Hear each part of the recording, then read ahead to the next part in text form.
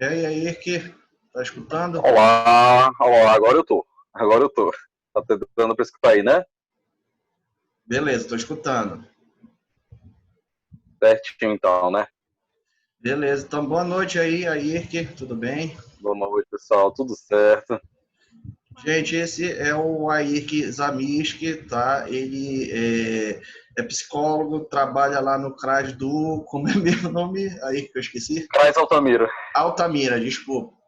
Tá? E E eu fui no CRAS, na verdade, nessa semana, porque a gente não teve, né, a nossa parte prática, infelizmente, né, que eu falei com vocês semana passada que a gente iria fazer uma visita no CAS, né, para conhecer mais sobre políticas públicas e trabalho do psicólogo, né, e então eu pensei em convidar, né, o Aik para fazer uma live com a gente para falar sobre isso, tá? Então hoje eu te agradeço aí, tá, de novo, que ele já estava desde manhã, né, aí com a gente. sim, sim, A sim. gente agradece mais uma vez por estar disponibilizando esse tempo aí para os nossos colegas.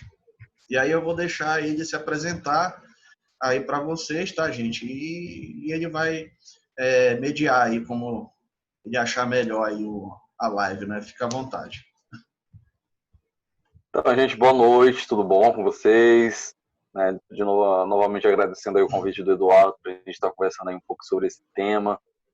Como ele falou, eu me chamo Ayrk Zamiski, sou psicólogo, agora em julho vai fazer um ano que eu sou formado, né, aqui na Unifesp de Marabá.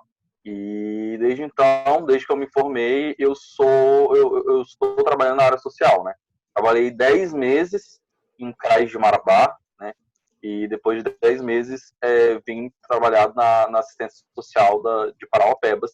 E desde então, no caso aí vai fazer 2 meses que eu estou trabalhando num CRAS, né? No caso o CRAS Altamiro, que ele é do município de Parauapebas, né? Em que ele fica ali responsável pelos bairros do Betânia, Altamira, Palmares, Jardim Canadá, Novo Horizonte, Popular e o Alto Bonito, conjunto habitacional e tudo mais. Então hoje eu estou aqui, né? Eu fui convidado pelo Eduardo para a gente conversar um pouco sobre a atuação, né?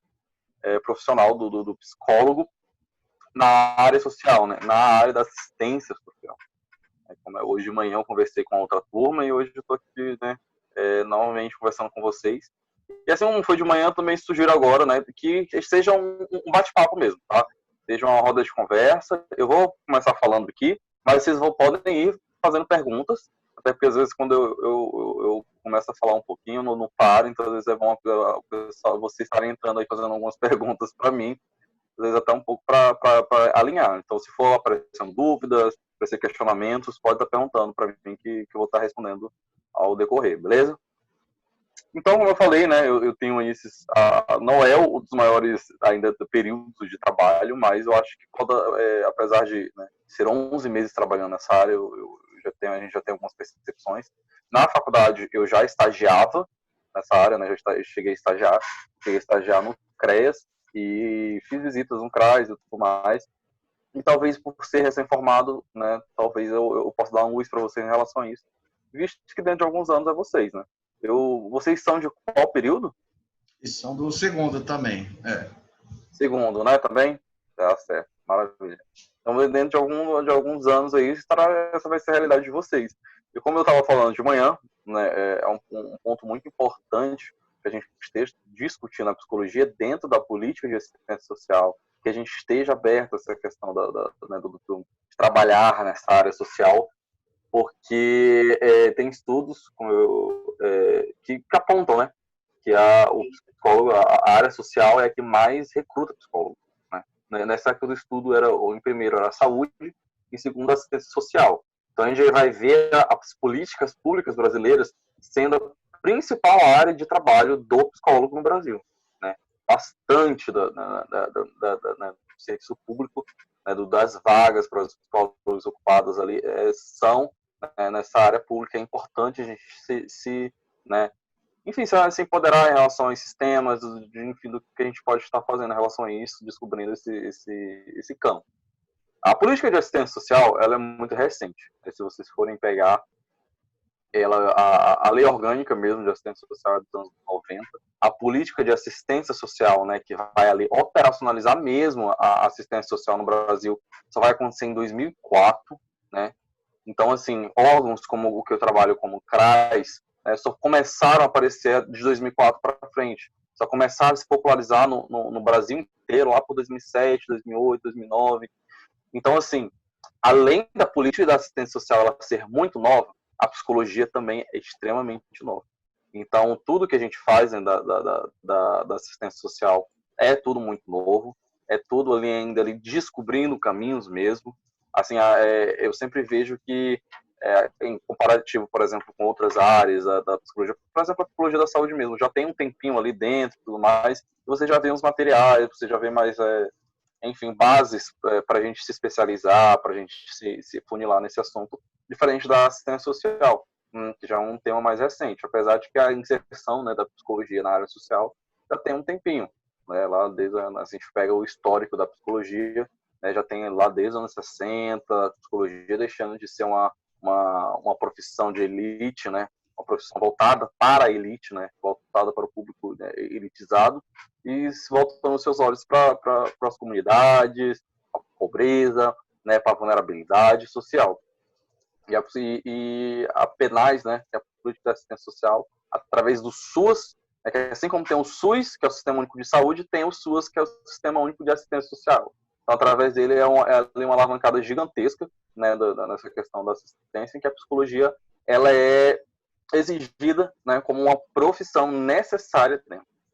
E mesmo tendo isso, mesmo a psicologia, ela durante todo o seu histórico, tendo essa importância, né, ter sido uma das profissões ali que conseguiram, né, lutar por essa questão da assistência social, desse olhar social do Estado, né, ainda se há muitas dúvidas, como eu falei, ainda é algo muito novo, mas diante dos profissionais ainda há algo muito novo. Né?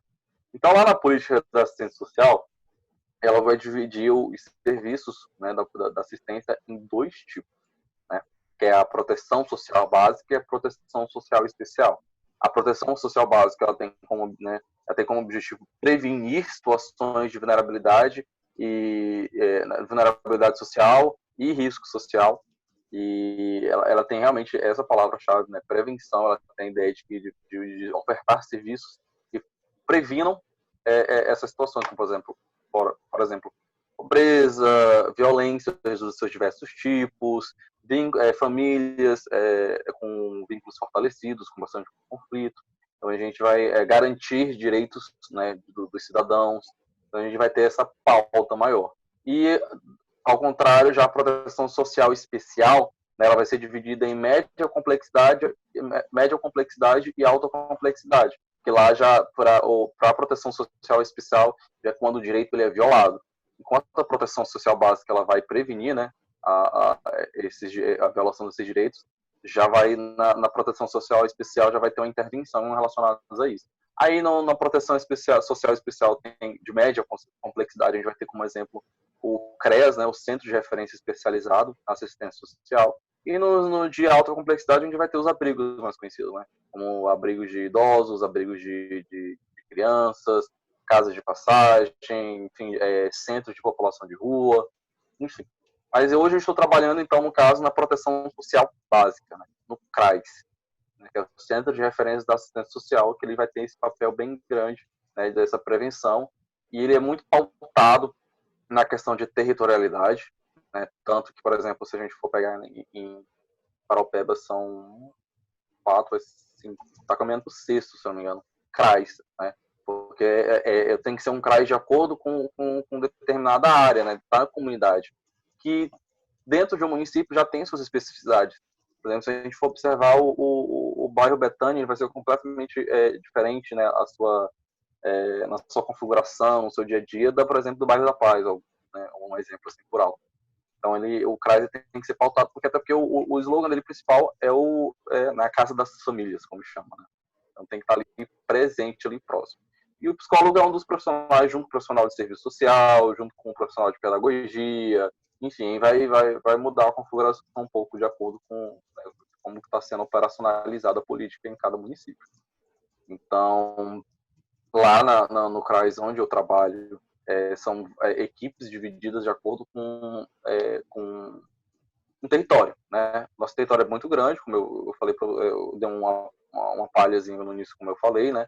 E cada equipe ela é meio que responsável, né? São 3 equipes, e cada equipe é meio que responsável por determinados territórios. Por exemplo, hoje eu estou responsável, né, pelo território ali da Palmares, né? Região de Palmares, Palmares 1 e Palmares 2, suas vicinais, Palmares 3 também, que já tem falado nas Palmares 3. E eu sou o que estou dentro do que se chama de equipe volante. A equipe volante ela vai ser responsável por levar os serviços do CRAS, né, para locais, né, de difícil acesso, ou seja, aqueles locais distantes da sede do CRAS, lugares onde é mais complicado que a população ela consiga acessar a sede do CRAS. Então, o nosso papel é levar. Palmares, por exemplo, quem conhece sabe que é mais distante da cidade, é difícil pegar ônibus, então a gente tem que levar esse serviço para lá. Então, como eu falei, o CRAS ele tem esse objetivo, né, de prevenir situações de risco e situações de vulnerabilidade. E ele faz isso através de 2 tipos de serviço, né, que é o serviço de convivência e fortalecimento de vínculos e o serviço de proteção e atendimento integral à família. Tem um terceiro também, que é o serviço do atendimento a pessoas com deficiência, que é o atendimento domiciliar, né? Que é de pessoas deficientes, pessoas idosas que não conseguem se locomover. Então, falando um pouco sobre os serviços, que aí a gente vai começar a falar sobre essa questão do trabalho. O serviço de convivência e fortalecimento de vínculos, ele tem esse papel, né, através de tentar prevenir essas situações de risco e vulnerabilidade, através do fortalecimento de vínculos familiares e comunitários.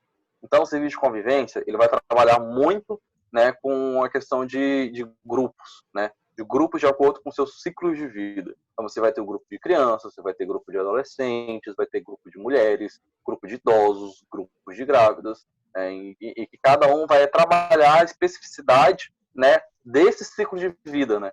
Então, fazer com que crie laços comunitários, que seja trabalhada de uma forma transversal os temas que a gente procura trabalhar, como questão de violência, pobreza e tudo mais, de ter essa responsabilidade maior. Então, o serviço de convivência é pautado em cima muito disso, né? Em cima desses grupos. Aí a gente vai ter facilitadores de vários, diversos. Por exemplo, no caso, a gente está tendo a capoterapia, né? Que é muito voltado a essa questão do corpo. E como vocês podem ver, o serviço de convivência ele também pega um pouco dessa questão do desenvolvimento humano. Já o PAIF, que é o Serviço de Proteção e Atendimento Integral à Família, já vai ser um serviço de acompanhamento familiar, né? O acompanhamento familiar, famílias que chegam ao nosso serviço com determinada demanda, né? Que estejam ali próximos dos seus direitos serem violados, que estejam em situação de pobreza, ou que estejam famílias que em conflito, ou que está tendo algum tipo de problema com os seus pertencentes à família, o sistema está meio que abalado da família, a gente vai ter um acompanhamento mais próximo dessa família.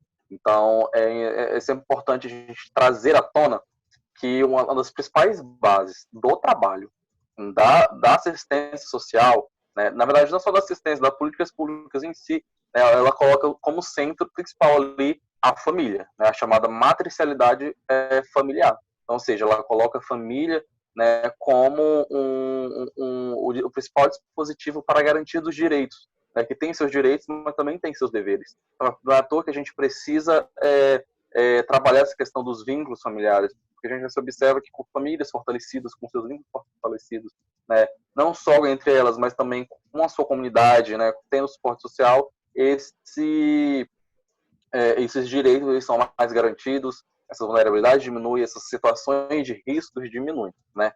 Então, a gente precisa, através do PAIF, a gente vai ter esse acompanhamento, né, mais próximo ali, verificando o que pode ser feito para a família. O CRAS, ele, quando se olha muito para ele, tem-se muito a ideia do Bolsa Família, né? Ele é muito conhecido por isso, né? Que realmente é o espaço onde a maioria das famílias elas têm elas conseguem ter o primeiro contato, atualizar questões do cadastro único relacionado ao Bolsa Família. Mas a gente tem sempre tentado buscar que não é só transferência de renda.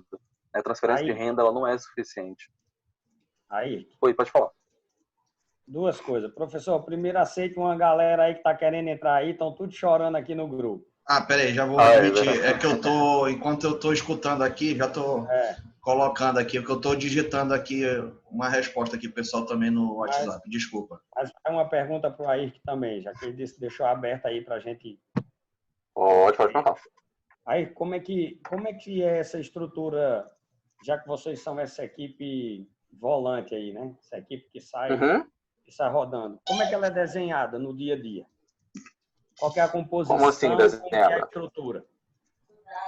Então, a gente como equipe volante, a gente tem uma necessidade maior, né, de estar ali dialogando com outras redes, né, com outros serviços, por exemplo, serviço de saúde, de educação e tudo mais, porque onde a gente não está, esses serviços sempre estão. Sempre vai ter uma UBS, sempre vai ter uma escola, então a gente tem que estar, não só isso também, mas a associação de moradores das comunidades, dos bairros, né, começam a ser parcerias, né?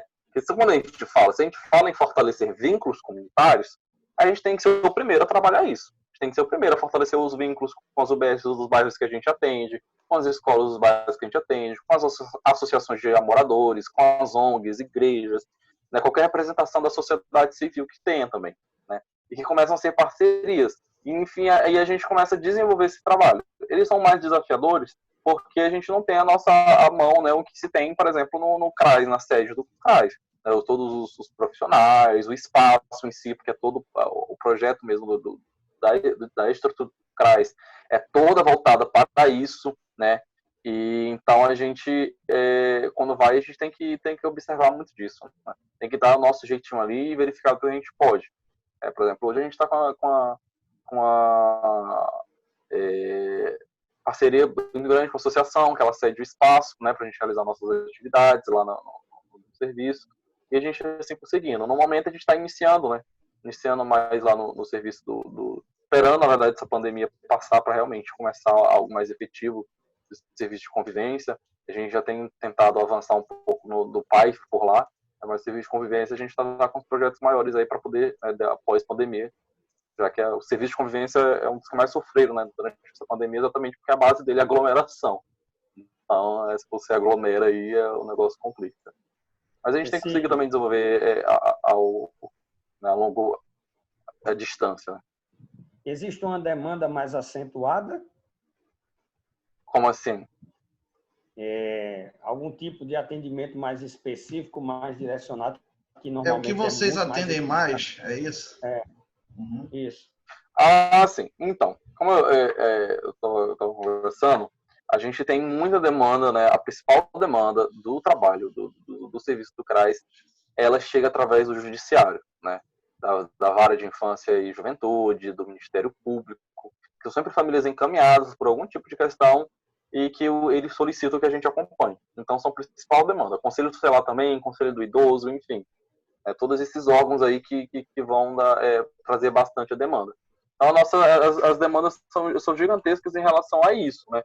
Então, assim, a gente vai ter uma variabilidade bem grande, seja de famílias ali que estejam com a situação de crianças e adolescentes que estejam na rua, que estejam fora do colégio, mães e pais que não estejam seus direitos bacanas, ou situações de violência contra a mulher, ou, né, principalmente também está sempre atrelado, né, situações a questão da garantia de renda mesmo, né, famílias que estão em situação de pobreza e precisam, né, superar essa situação para as coisas melhorarem. Então a gente vai trabalhando, né, essas são as principais demandas que vão chegando para a gente, né, em todas as suas configurações de vulnerabilidade social chegam para a gente. Né.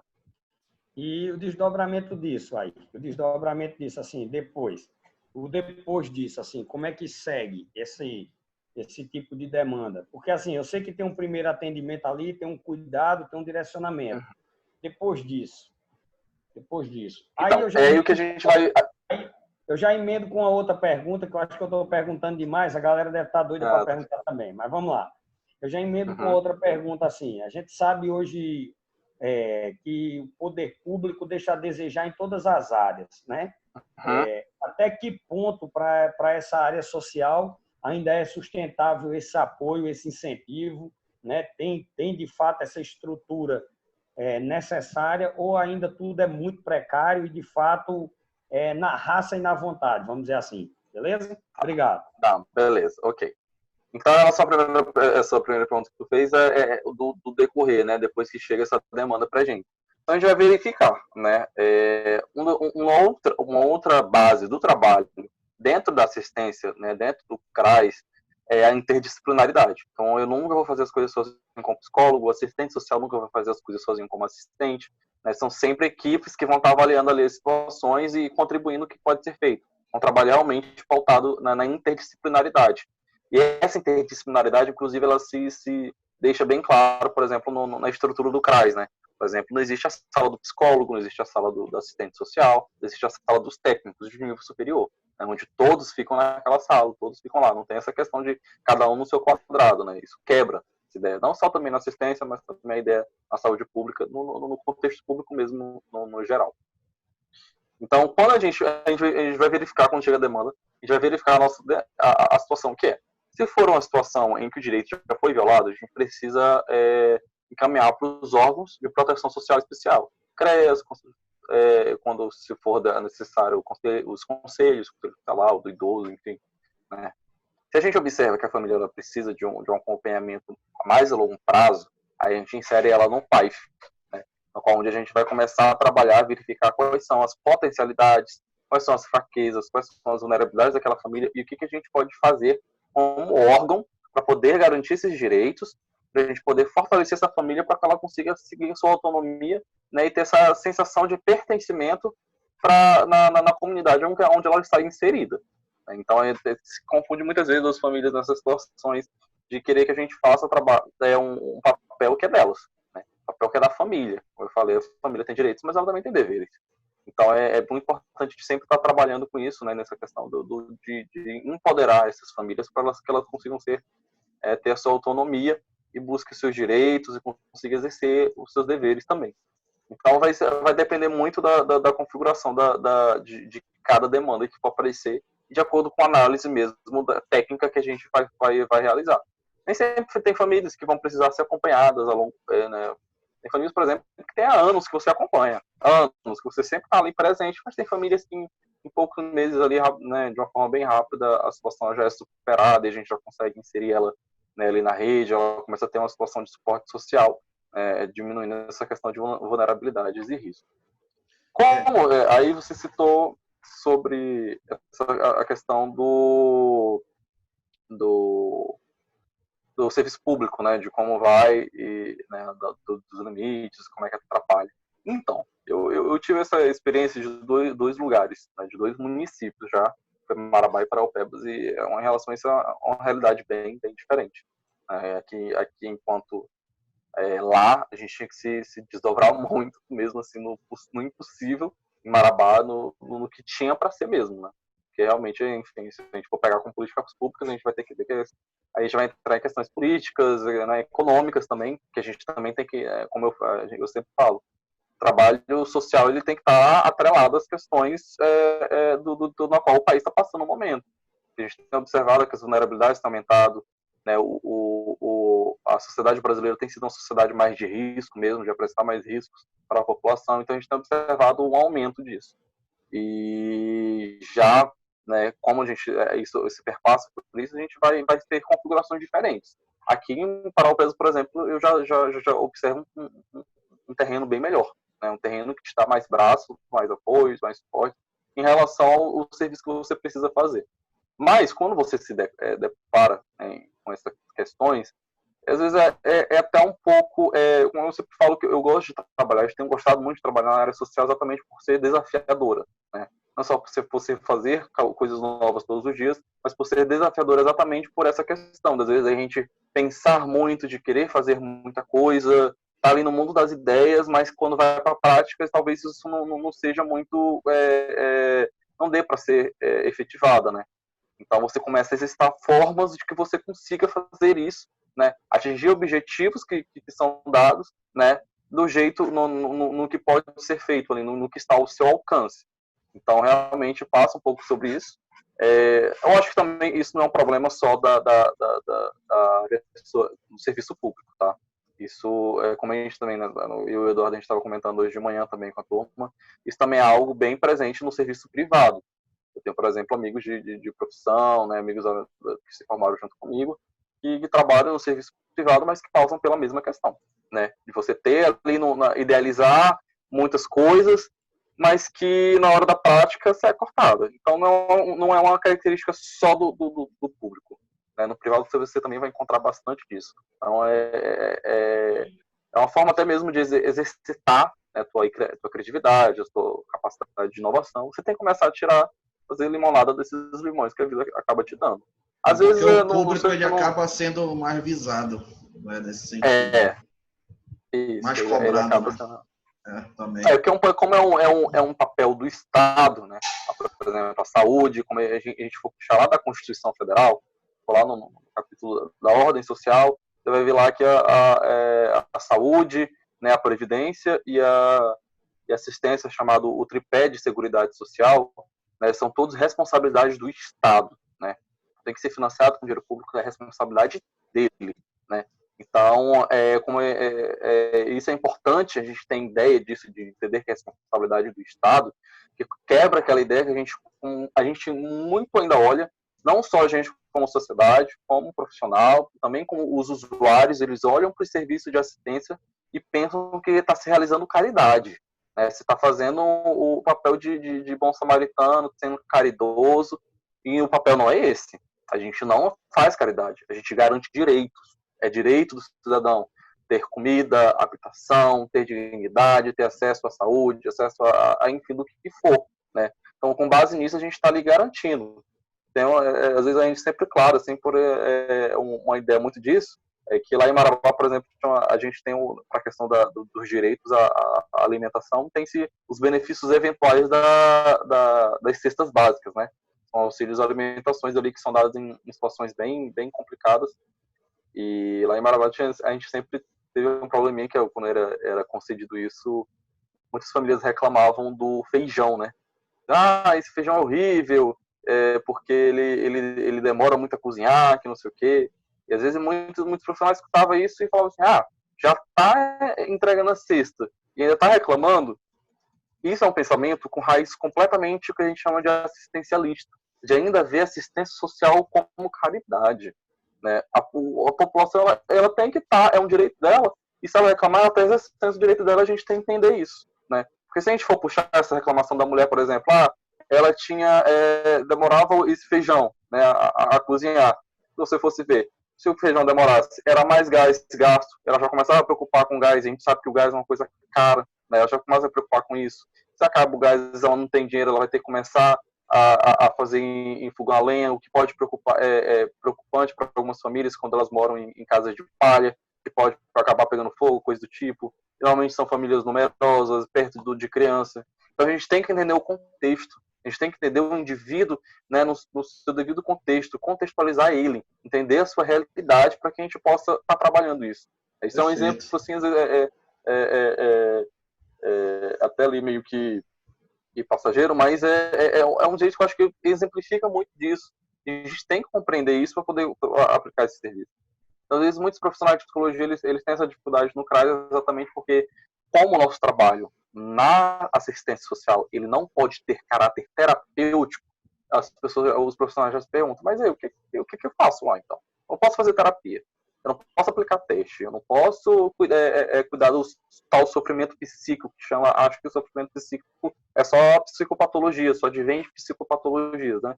O que eu faço, então, dentro da área social? O que eu faço na assistência, né? Então, isso o trabalho do psicólogo não ter caráter terapêutico é uma das primeiras coisas que quando você for pegar lá o direcionamento tanto das políticas de assistência social como do Conselho Federal de Psicologia falando isso. É uma das primeiras coisas que você lê logo. Então, isso já deixa ali muito daqueles profissionais que ainda estão, né, fechados ali nas quatro paredes da clínica e deixa ele um pouco preocupado e acabam fazendo com que eles se distanciem e se desafiarem a se abrir um pouco disso. Né? Então, se a gente não trabalha com isso, o que a gente vai fazer? Como eu falei, a gente previne situações de vulnerabilidade e risco social, né, através de fortalecimento de vínculos familiares, vínculos comunitários, né, trabalhando toda essa situação, trabalhando com grupos e ciclos de vida. A psicologia está aqui, né? Falar sobre vínculos familiares, vínculos comunitários, ciclos de vida, de acordo com o seu desenvolvimento humano, tudo mais, a psicologia ela está aqui. Então a gente apesar disso, eu tenho confundido muito de chamar o psicólogo quando tem principalmente conflito familiar, não se resume a isso. A gente que entende, né, da família ali, né, como esse núcleo, né, das formas que ela funciona, a gente se debate muito isso na graduação, né? A gente entende, a gente tem esse olhar, essa possibilidade. E principalmente a gente já começa a ter essas especificidades de família da situação, né? Ainda tendo que lidar com essa questão de não ter seus direitos garantidos, né? Então, tem um documento que é do CRP do Paraná, falando sobre avaliação psicológica no contexto social, que eles falam uma coisa muito importante. A gente acaba que tentando subjetivizar muita coisa, a gente como psicólogo, né? E a gente, realmente, porque a gente trabalha com subjetividade humana, a gente trabalha com o indivíduo. Aí quando chega na área, na assistência social, que né, o fator, o problema ali não é subjetivo, é objetivíssimo, né? Pobreza objetiva, violência objetiva, às vezes a gente se preocupa um pouco sobre isso. A gente meio que, esse modus operandi acaba meio que sendo abalado, né? Quando a gente se encontra com isso. Então a gente tenta meio que num passo ali de desespero, né? Enfim, acabar subjetivizando o que não está nesse campo. O que não quer dizer, por ser demandas objetivas, que não vai afetar no indivíduo, que não vai essa questão, né, dele e tudo mais. Não é um núcleo separado do outro, é tudo em conjunto. Então, a gente sempre tem que estar observando todas as situações, né, para poder conseguir desenvolver. Dentro do CRAS, para a gente realizar esses serviços, para a gente conseguir abarcar isso, a gente tem alguns, o que a gente chama de instrumentos mesmo, né? Como é que a gente pode estar, com o que, né, que a gente vai alcançar esses objetivos, né? Então, a gente vai, sim, a gente faz atendimento individualizado, principalmente quando não sei se travou aqui. Tá dando para escutar aí? Tá tranquilo, tá tranquilo. Tá tranquilo, lá? Beleza. E a gente faz atendimento individualizado, principalmente no acolhimento. É porque, assim, quando a população ela não entende, a gente também, né, antes até de trabalhar, não compreende muito essa separação, né, entre saúde, educação, assistência social. A população de fora, né, ela está ali com o seu sofrimento psíquico e ela sabe que em determinado órgão, por exemplo, o CRAS, ele está atendendo, né, tem um psicólogo lá e não quer saber se é um psicólogo de saúde, se é um psicólogo social. Ela que só quer atender mesmo, né? Ela quer que alguém escute isso. Então, para a gente, chega muito essa demanda que não é demanda da assistência social, é demanda da saúde. Questões de psicopatologias, depressão, ansiedade, tudo mais, é demanda da saúde. O que a gente precisa ver, né, apesar da pessoa chamar a gente, é que essas questões de sofrimento nunca estão desatreladas de outras questões sociais, né? Seja conflitos familiares, seja questão né, como falta de suporte social, de você não ter um vínculo comunitário e tudo mais. Então, quando chega essa demanda para a gente sempre joga para a rede de saúde, mas também continua verificando o que a gente pode fazer como, né, para garantir, verificar se tem direitos garantidos. Então, a gente faz atendimento individualizado, não é o mais utilizado. O mais utilizado vai ser as visitas domiciliares, né? Como eu falei, a gente tem que acompanhar famílias. Para acompanhar famílias, a gente precisa ir onde elas estão, né? Estão no nosso dia a dia, no seu cotidiano, né? Nas casas delas, ou percebendo como é que é a sua realidade, onde elas se configuram. Né? Então, precisa ir na casa, ver onde elas moram e tudo mais, e verificar toda essa situação. Então, as visitas domiciliares elas vão ser o nosso principal mecanismo, nosso principal instrumento para isso. Mas aí a gente também né, conta com ações comunitárias, né, com os grupos, enfim, e todos esses mecanismos.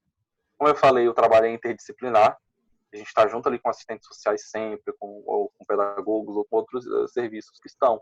A gente tem... não é um problema... Eu não acho que seja um problema específico da psicologia. Né? É um problema de todas as profissões mesmo que a gente observa. Né? De cada um querer estar no seu quadrado, né? Mas aí, quando chega nessa questão de serviços que são pautados na interdisciplinaridade, é um pouco mais complicado. Claro, você tem seu espaço, né? Você tem lá, você tem sua importância. Mas é um trabalho que precisa ser feito em conjunto, é um trabalho que você precisa estar dialogando ali, é um trabalho mesmo em equipe, né? Juntando um conhecimento com o outro. Beleza, obrigado, Ayrton. Obrigado aí, o Wilson respondeu a pergunta, obrigado pela contribuição também. Respondeu, Wilson? Demais, top demais. Oh, pode fazer a pergunta aí mais se quiser. Deixa eu ler aqui um pouco as mensagens, tá? Então, aqui mais mensagens. O trabalho do psicólogo social é muito abrangente, muito diferente do atendimento clínico. É algo muito de contato com a comunidade, de ir, estar junto, bem interessante.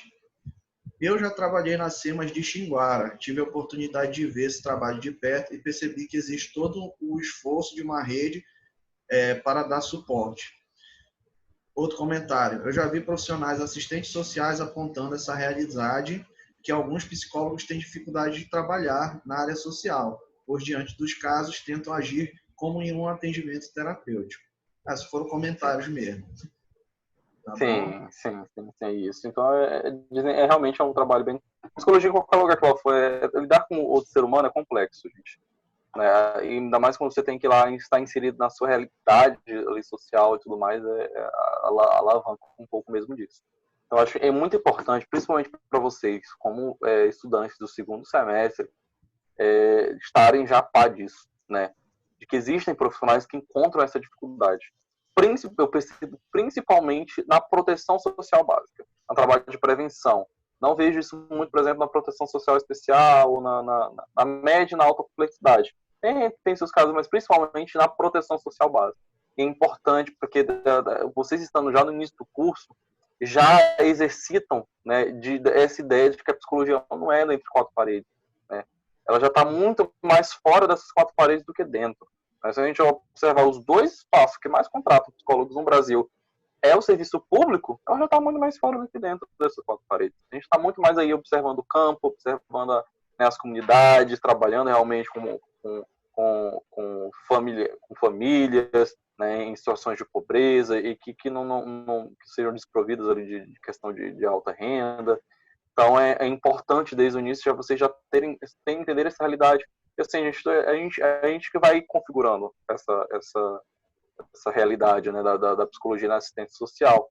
É importante que a gente esteja a par disso, até para escutas de discussões. Às vezes até mesmo a pessoa não teve uma formação voltada para a área social.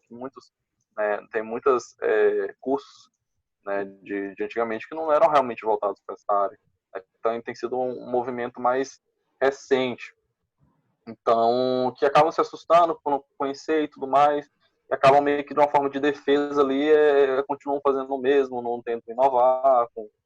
Até porque nem sempre também, eu também não vou jogar a culpa só para o psicólogo não, tá? Nem sempre todas as pessoas elas compreendem trabalhar até dentro do serviço mesmo da assistência, né? Às vezes a assistente social não sabe por que o psicólogo está lá, às vezes não compreende o que se faz, então é um trabalho às vezes contínuo, a gente está provando e o porquê que a gente está lá. Ainda tem muito disso, tá? Ainda tem muito disso mesmo de verificar. Você vai não é uma realidade de sempre, de todos os lugares. Você vai encontrar lugares que estejam tenham realmente que observem essa questão de não entender qual é o papel da psicologia ali dentro. Já que a sociedade ela também olha ainda para a psicologia como uma psicologia clínica, né? Uma psicologia de quatro paredes. Ela ainda olha dessa forma. Então, a referência dela, a psicologia é um divã, né, é uma terapia e tudo mais, e entender a psicologia além da terapia, né, não só uma dificuldade nossa, né, dificuldade também muito mais ainda da sociedade, que às vezes cobra isso. Por exemplo, às vezes aparece essa demanda e a pessoa só quer que esteja, né, que o sofrimento dela esteja sendo amparado ali pelo profissional. Ela não compreende isso. Então a gente tem que fazer um trabalho bem árduo para poder estar. E essas mudanças elas só fazem mesmo na prática, né? Observando isso. Beleza, obrigado mais uma vez. Nelson, quer fazer uma pergunta?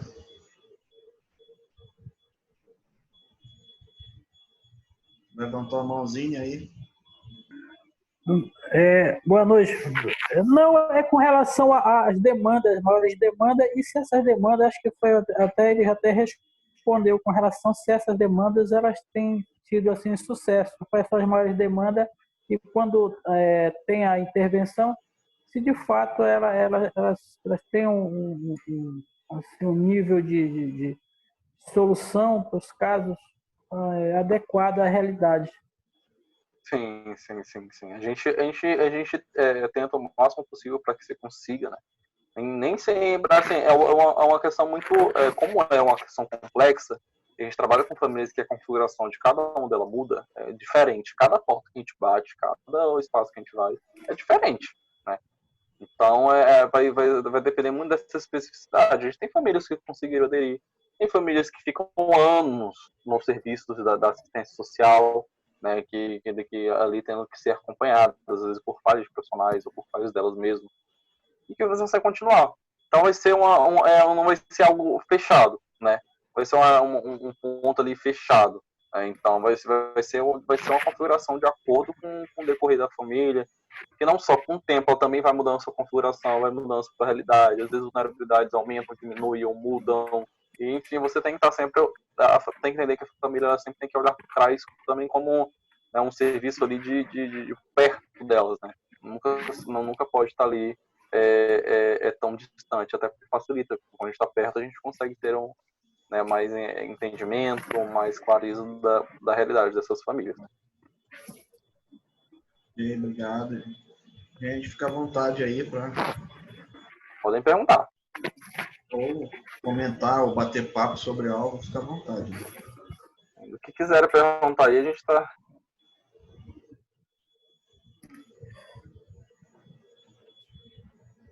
Professor, vou fazer uma pergunta, talvez seja de interesse de todos, bom, né?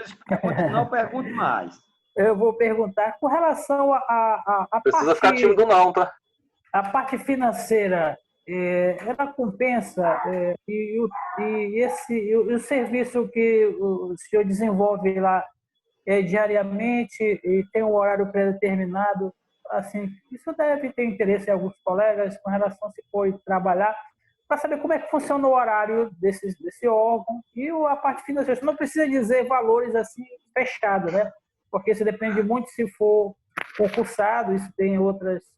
Mas, assim, ele compensa, porque o trabalho é muito, vamos dizer assim, um esforço muito grande que o profissional tem que desenvolver nessa área, né? Que você tem muitas classes sociais, até o diálogo, quando você vai abordar as pessoas que estão nessa uma vulnerabilidade social, você tem que descer o nível do diálogo, né? Porque a gente tem que ter a sensibilidade. E, assim, o que o senhor acha, assim, há uma perspectiva do profissional realmente ser reconhecido pelo trabalho que desenvolve? Então, essa questão, né, que perpassa essa questão de reconhecimento do trabalho, remuneração, horas de trabalho e tudo mais, ela vai mudar muito de município, né, para município. Por exemplo, eu pego isso por questão de como eu trabalho em Marabá e Paraupebas é completamente diferente do que eu vim para cá, né? Então, é uma questão, por exemplo, o serviço de psicologia, ele está das 8 não o serviço de psicologia, né? O CRAS, ele funciona das 8 às 18. Né? Então, dependendo muito da questão da realidade, vai configurar sobre de como vai ser, enfim, organizado o trabalho. Normalmente, os grupos, eles são diários, todo dia tem algum grupo, né? Todo dia tem algum grupo, seja de manhã ou à tarde, sempre vai ter algum grupo. Sempre vai ter os dias determinados por dias dos seus atendimentos, os dias para das suas visitas domiciliares, os dias que é o que a gente chama de atendimento interno, né? Normalmente são em sextas-feiras, no qual a gente vai ser voltado para trabalho interno mesmo, ou seja, fazer relatórios, visto que a gente faz muito mesmo relatórios. A gente produz muitos documentos, vocês precisam estar cientes também disso, tá? Que a gente faz bastante, tá? É importante aí nas disciplinas de avaliação psicológica, enfim, que fosse discutir essa questão da elaboração de documentos, né, por parte do profissional de psicologia, já se peguem nisso, porque faz muito mesmo, bastante. Tem que responder demanda do judiciário através de relatório, e isso não foge, não. Em qualquer área que você for da psicologia, vai estar isso. A questão burocrática da psicologia é gigantesca. A gente tem que estar ali fazendo relatórios sempre, parecer, enfim, o que for. Então, essa questão vai alterar bastante. né? Então aí você não trabalha das 8 às 18, né? Por exemplo, aqui a gente trabalha, as equipes vão trabalhar das 8 às 14, né? Do nível superior, que é para estar realizando. E eu acho isso muito importante também. Eu acho muito importante que esteja essa questão de horário, até porque assim, você imagina passar o dia inteiro lidando com essas questões, né? É um pouco realmente complicado. Lá em Marabá já era essa questão dessa realidade, já de ser mais o dia inteiro mesmo. Então vai alterar muito de município território para território mesmo, sabe? De município para município. Aqui é 10, Você vai 14, ver que eles reconhecem, mas aí a gente vai sair da assistência, a gente vai falar realmente como de servidor público mesmo, né? De uma pessoa trabalhando no serviço público. Vai ter prefeituras que reconhecem mais, vai ter prefeituras que reconhecem menos. Vai ter prefeituras que não se importam com isso, e tem outras que já estão um valor, seja econômico, seja de outra forma, né? E eu penso também, aí que só fazendo um pouco uma colocação também, que é uma questão do nosso próprio conselho de lutas que ainda devem acontecer. Né? Porque eu me lembro que na época que eu era psicólogo de CRAS, né, tinha uma discussão, bastante discussão sobre a redução da carga horária do psicólogo na assistência social, justamente porque a gente lida com o sofrimento psíquico, né, com situações difíceis de violência, de abuso sexual e etc. Né? Então a gente precisa realmente cuidar da nossa saúde mental. Então, também é uma questão aí do conselho, entendeu, Nelson? Que está por detrás. Sim, isso é verdade. É uma luta bem já constante, antiga do conselho, né? Para que a psicologia, assim como outras profissões, por exemplo, serviço social, ele seja apenas já de 30 horas. Né? Eles conseguiram já. Conseguiram já, ótimo, maravilha. Então é muito importante isso. Muito importante isso. Muito importante mesmo. Então é uma coisa assim que precisa, né, valorizar assim até para as outras prefeituras começarem a perceber a importância, mas eu acredito também que depois dessa epidemia, essa também é meu pensamento, né, a profissão do psicólogo vai começar a ser mais valorizada a partir de agora. A gente espera. Também acho. A gente espera muito que isso aconteça mesmo, que ele comece a ter esse valor, né? Enfim, que esse valor ele vai ser demonstrado através dessas questões de horário, remuneração, enfim, tudo isso. Obrigado. Aí, vai uma outra pergunta, assim, agora essa mais voltada para o ser humano mesmo, assim. E em relação assim, o que é que você poderia relatar de uma experiência também de poder pegar alguém que de fato estava no... Só abrir aqui de novo a câmera, né, para ficar mais legal. Porque tem hora que a internet aqui trava tudo e vocês ficam só... aí eu tiro. Assim, qual que é tá rindo aí, né, Adam? A satisfação, por exemplo, de conseguir pegar alguém que está numa situação, de fato, uma família dessa, né? Agora eu falo mais da realização pessoal, porque eu acredito que ser psicólogo é um desafio humano mesmo de cada pessoa, sabe? Se a pessoa não tiver isso muito forte no coração, aí eu acho que é complicado. A Adria tá tomando vinho, né, Adria? Tomando uma cachaça aí, eu vi. É a Lília. Ela acabou de dar uma goladona. Caramba, Lília. Eu também vi aqui. Ela virou a taça assim, botou tomar tudo. Secou, acabou, não sobrou nada. Voltando aqui, pai, que essa galera é uma diversão, entendeu? Não tem problema não. É importante também descontrair. Eu tô desde 5 da manhã, cara. Eu tô morta, eu preciso de um trem pra minha Não sabia que vinho era café, não? Eu não sabia que vinho tirava sono, não. Pra mim, o vinho dá sono. Eu tô muito tensa. Bem-vindo aí. Bem-vindo a essa galera. Concluindo, né? Porque eu acho que existe assim um desafio muito grande para o ser humano que decidiu ser psicólogo, ser humano mesmo, porque de fato é a união dessas duas palavras, é um ser humano, né? Aquele que se completa com a humanidade do outro. Assim, qual que é também essa satisfação assim de repente pegar alguém que está ali, vamos usar uma palavra meio pesada, mas às vezes a gente encontra uma pessoa que está na sarjeta mesmo, assim, desistiu, entregue às traças ali, mesmo estando dentro de uma família, estando dentro de um ambiente que tem outras pessoas, né? Nem sempre é uma família. Sim. Assim, você conseguir trazer isso vamos embora, que ainda tem muita vida, dá para a gente viver assim. Como é que é isso? Isso acontece? Essa prática também é visível, é palpável? Já aconteceu? Sim. Então, quando a gente começa a verificar famílias fortalecidas, né, com seus vínculos fortalecidos, famílias já com mais entendendo dos seus direitos, mais empoderadas, né, e você observa que tem essa configuração ali, né, com uma outra realidade, não são coisas rápidas, né, mas a gente tem que compreender isso, né, até por questão de expectativas, que a gente acaba criando em questão de profissional, mas é ótimo. Né, cada pequeno passo que a família dá ali, que a gente consiga meio que quebrar algumas... A gente tem que também entender que o trabalho na área social ele perpassa muito por questões culturais, questões ali que estão engessadas há gerações e gerações, para compreender a situação familiar e tudo mais. Então, a gente perpassa por tudo isso, e quando a gente começa a ter um mínimo que for de outras observações, de fazer com que a família ela observe aqueles fenômenos, aquelas situações todas que estão passando, entender o seu papel dentro de uma família, dentro de uma comunidade, é maravilhoso. Né? Realmente é o pouco que for, o pequeno ali, passinho. Às vezes nos grupos, isso, principalmente nos grupos, né, do serviço de convivência, que tem ali crianças, adolescentes, idosos, quando você vê eles completamente ali dentro dessas atividades, né, engajados mesmo em relação a isso, e é ótimo, é bastante satisfatório. Só que em relação a essa questão, principalmente, a gente tem que sempre tomar um pouco de cuidado. Sim, a gente precisa realmente tem que ser humano, porque a gente está falando a gente está lidando com outros seres humanos, a gente precisa nunca esquecer disso.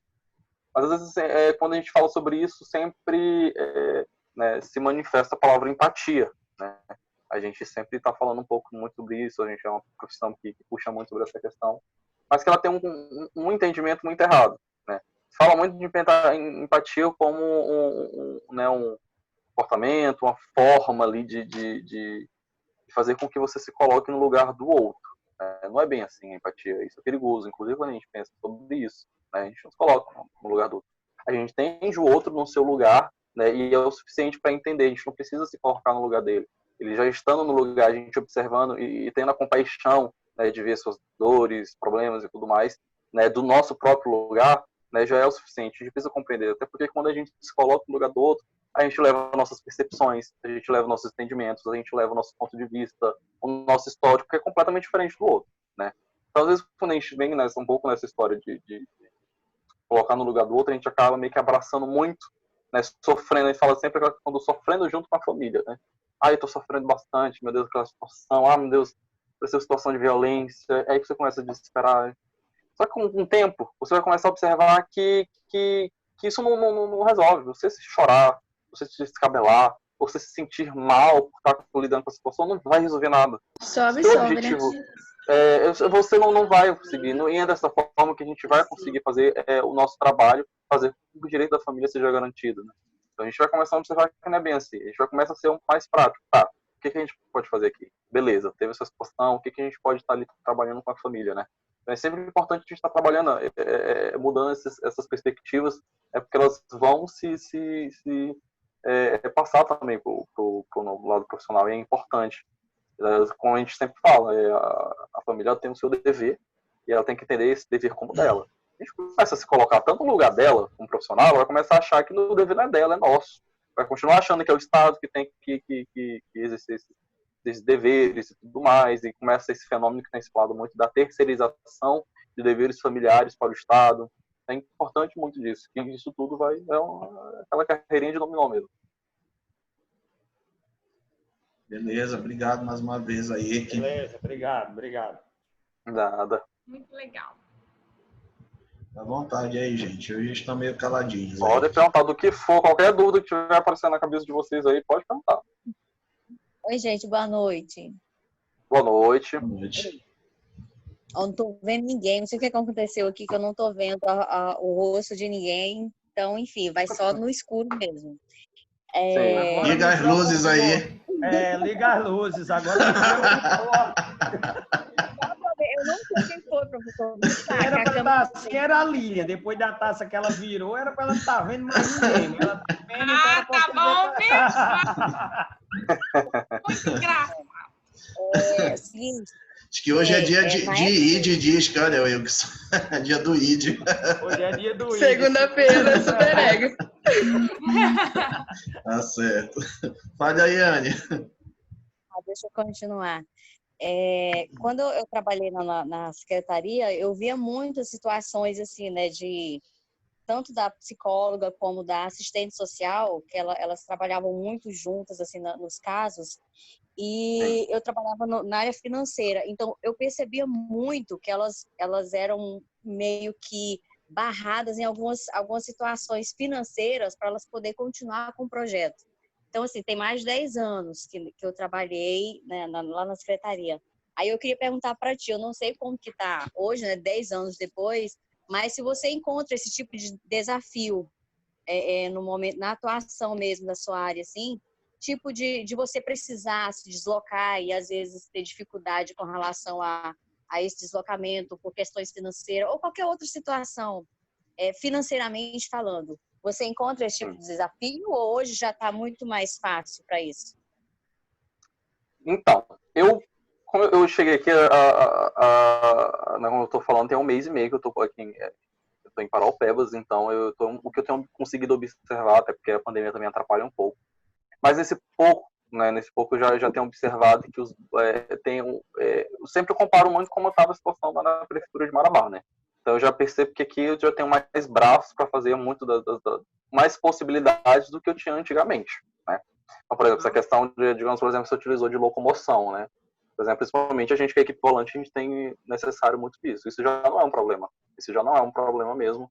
Na verdade, nem em Marabá também já não era um problema. Essa questão de locomoção, exatamente por essa necessidade da gente sempre estar se locomovendo, tem que fazer visita, tem que fazer ação comunitária, tem que estar indo nas casas, tem que estar indo em locais de difícil acesso.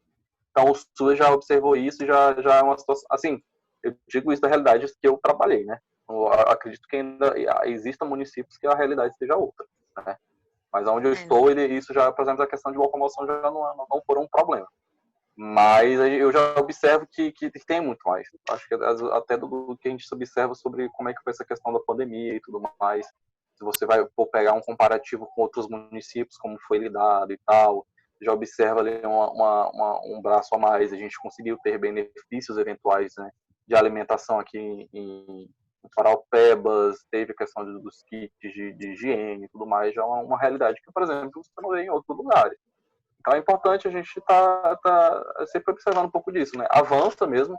Acho que quando você falou que você trabalhou 10 anos, né? Era bem mais recente, né? A política era muito mais recente mesmo, né? Hoje já são aí 16 anos, né? Então já passou-se 10 anos e muitas coisas já evoluíram. Não está perfeito ainda, continua tendo muita coisa sendo desafiadora, muita coisa que você imagina porque passa, quando você chega tem esse impasse, tem essa barreira ali, que obstáculo, mas que eu já observo muito mais, não só também nessa questão, enfim, do incentivo da prefeitura na assistência, mas também de parceria, seja com serviços privados, com empresas privadas da cidade, organizações, questões de associação de moradores. Eu já observo já uma coisa mais, né, mais avançada. Certo. Ok, muito obrigada. Nada. Obrigado também, Anne. Queria te perguntar assim. Porque eu me lembro que no início do semestre, um dia o professor Carlos trouxe essa discussão pra gente, né? E eu queria saber de você, assim, que tá mais na prática disso. Um dia, a gente assistiu um vídeo a respeito de uma determinada situação, que seria uma realidade mesmo da psicologia social, né? Aí ele perguntou assim pra gente, se vocês pegassem um caso desse, por onde vocês começariam? É tanta coisa que fala, meu Deus, por onde que eu começo, meu pai? Eu peguei pesado então, com ele no início, logo. Aí, aquele negócio é sem glamour, logo, que tu falou de manhã. Sem glamour, 100%. Aí, assim, eu queria saber como é que... Porque isso é um estudo que você faz junto, né? Junto com a assistente social, com toda a equipe, né?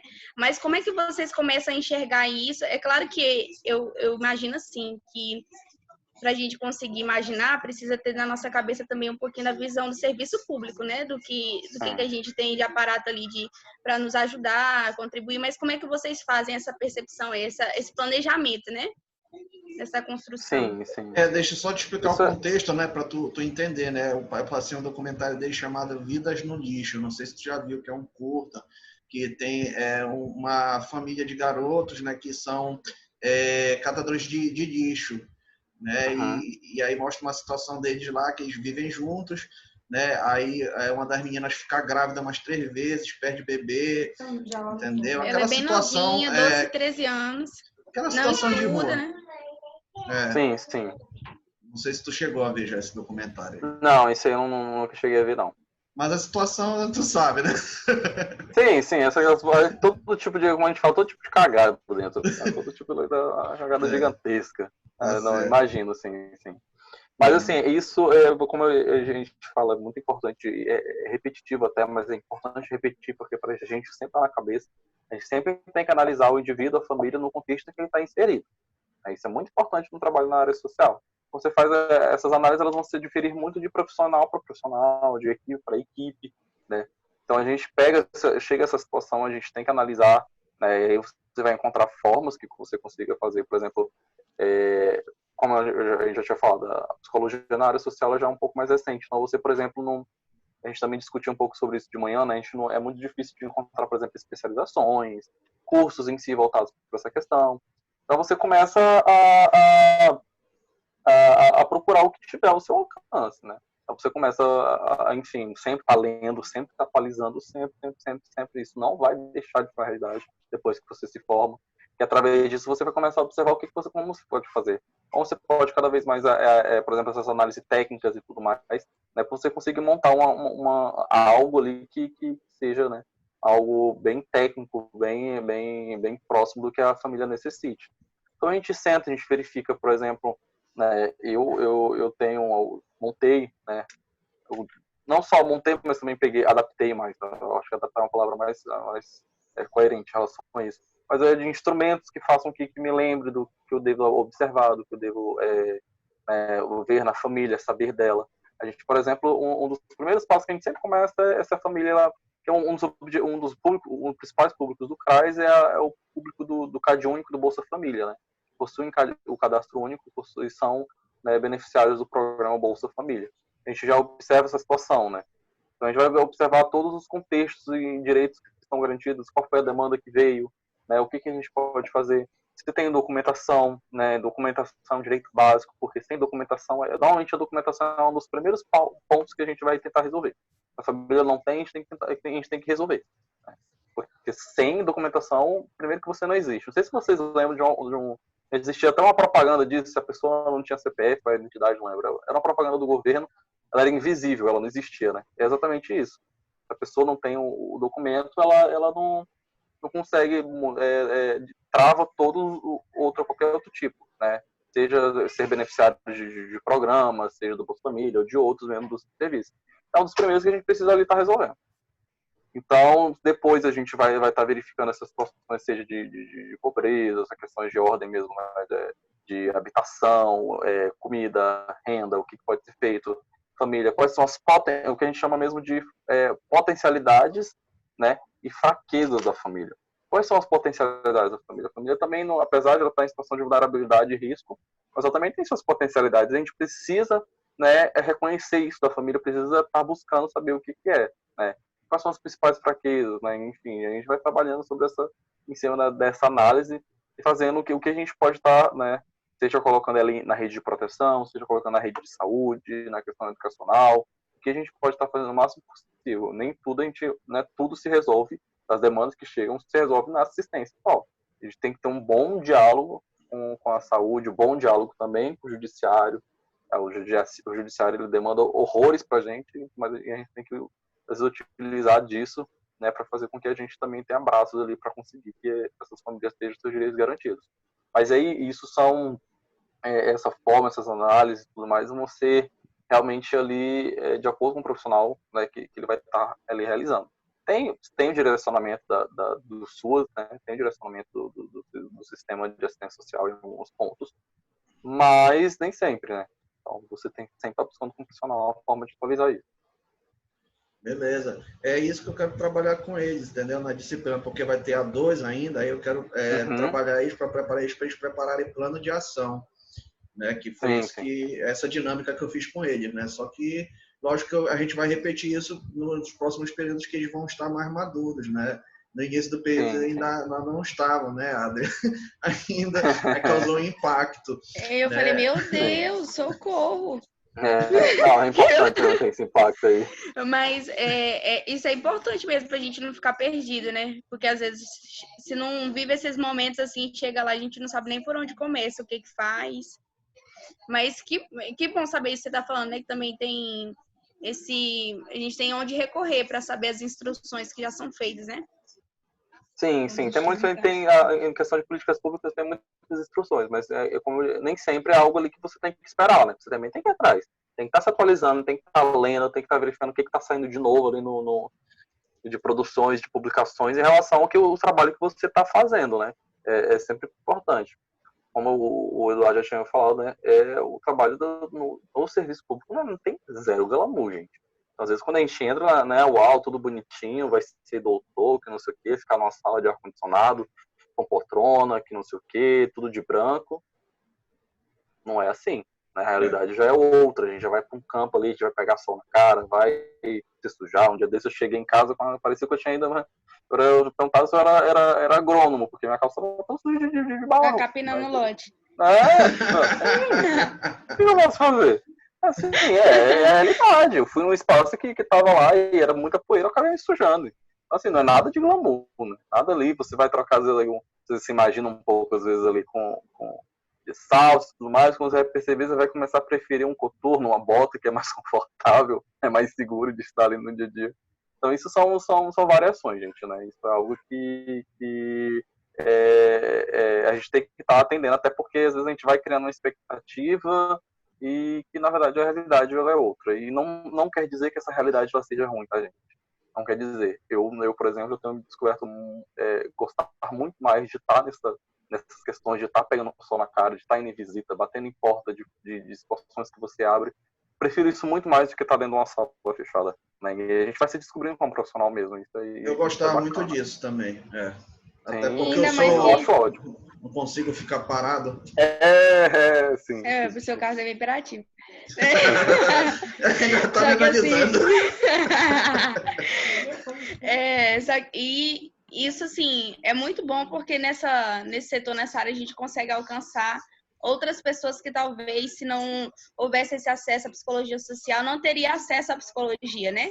Porque, que nem disse, a gente até conversou na aula passada, a gente falava que às vezes a psicologia é elitizada demais, assim. É só quem tem condição. Então, a área da psicologia social contribui para isso. A gente alcançar essas pessoas, que nem você disse, né? Você entra nas realidades que talvez a pessoa não teria condição de ir num consultório, pagar uma terapia, um acompanhamento, né? Sim. E através do serviço social, apesar da gente não ter o trabalho, não ter esse caráter terapêutico, mas a gente já tem essa presença maior, já tem essa aproximação e fazer com que a gente, né, seja trabalhado e tudo isso, e que elas conheçam outras interfaces da psicologia, além da dita clínica, né? Entendam um pouco do nosso trabalho, que vai muito além disso. Isso é também importante para a gente. Beleza. Obrigado, Adria, pela contribuição. Quem quer fazer mais uma pergunta, gente?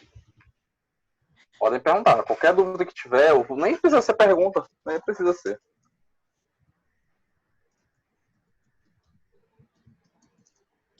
Legal. A Lilian tomou um bocado de vinho aqui, né? Imagina que ela vai ter nome, Lilian. Olha a referência. Tô muito cansada. É porque eles estão em fim de semestre. O famoso fim de semestre. Exatamente. Zero saudade. Zero saudade. Pelo amor de Deus. Eles já querem extravasar, já, entendeu? Nada, relaxa. Que nada. ainda. Muito mais noite sem desse jeito aí, mas eu acho que mais trabalhando do que na faculdade, sinceramente. A pressão é outra, agora não é mais por nota, por passar de semestre, é de realmente você ser reconhecido como profissional. Se você não se desdobra, já era ali para você. É importante, às vezes, também um pouco disso. Pois é.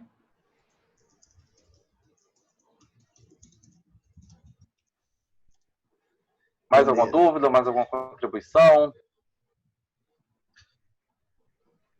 Como é que tá teu tempo aí? A gente formou na Unifespa. Tudo certo.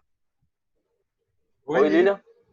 A Unifespa, eu tenho um carinho muito grande. De vez em quando a gente vai lá dar palestra para as turmas que tá formando engenharia química, engenharia, né? Assim, engenharias. Então, fiquei muito feliz de saber.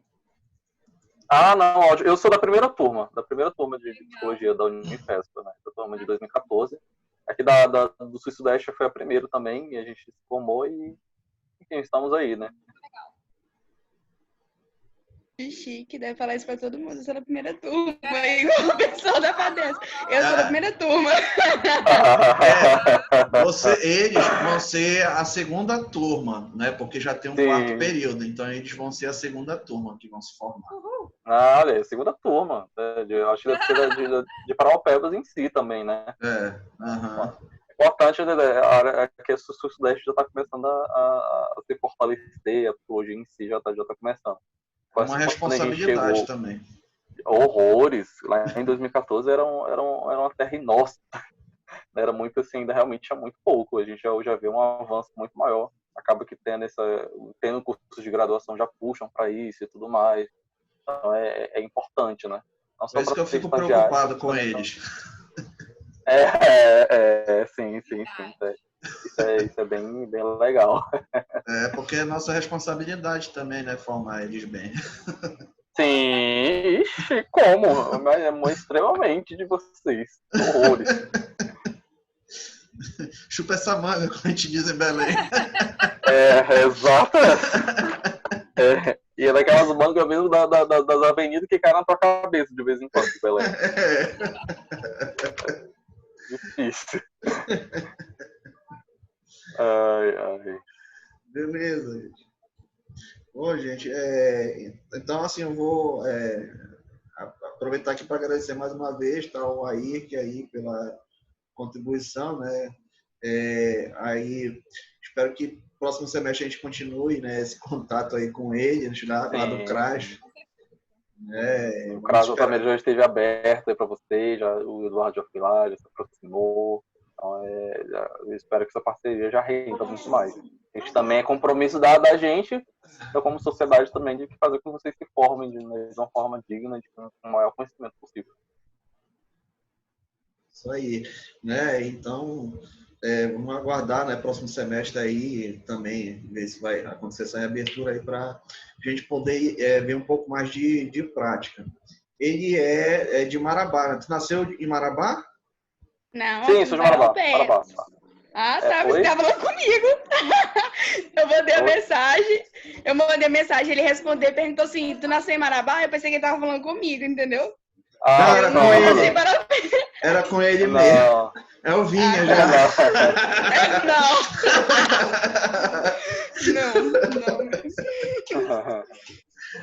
Mas tá, a pergunta foi pra quem? Eu perguntei de onde que tu é. Ah, sim, não, Marabá. Mas tá morando em Marabá, trabalhando em Marabá hoje? Não, tô em Paraupebas agora. Aqui no Peba já. Isso. Eu fiquei 10 meses, depois eu me formei, fiquei 10 meses trabalhando em Marabá e agora estou 1 mês e meio em Paraupebas. É porque eu perdi o início da aula. Não, não tem problema não. Mas aonde? No CRAS, é? CRAS Altamiro. Lá no CRAS Altamiro. Ele fica no bairro Betânia. Legal, olha. Que bom. Sim, ele é nosso colega aqui, né, da cidade. Muito bom saber. Qualquer coisa, gente, eu estou aberto, né? Se tiver alguma dúvida, também estarei pelo CRAS. Agora, durante esse período de pandemia, é um pouco mais complicado, porque os serviços tiveram que diminuir a sua rotina, mas também estou aberto aí qualquer coisa que tiver que conversar, tiver alguma dúvida, enfim. A gente está aí exatamente para contribuir também. De bola. Beleza, Que bom. obrigado. Tá, gente. Eu gosto de gente que se propõe a contribuir. Eu procuro mesmo. É que ela vai pegar no teu pé, toma cuidado. É dessa, né? Eu sou. Então, certo, gente. Qualquer coisa estou por aí, né? Só entre em contato e eu estou aqui para der vier, beleza? Tá, e aqui então, obrigado, tá? Eu espero Eu que agradeço, Eduardo. Tá, obrigado também. Eu espero que ele tenha contribuído aí para vocês para esclarecer melhor, né, o papel, né, mais uma das áreas, né, do psicólogo de atuação, né, que eu gosto muito também, né, dessa área aí, tá? E sucesso aí pro Ayrk na cidade, tá? Espero que você goste. Eu já estou morando há um ano, eu gosto muito daqui. Sim, sim. Tá, beleza? Seja bem-vindo aí. Tá, gente? Obrigado. Então, vamos se despedir então, né? Ayrk, vamos dar um tchau para ele, agradecer. Obrigado, tá? Obrigada. Tchau, gente. Muito obrigado. Se precisar de alguma coisa, nós também. Não, beleza. Pode deixar, viu, gente? Abraço, até a próxima. Até. Até mais, tá? Boa noite. Tchau, tchau. Boa noite. Tchau.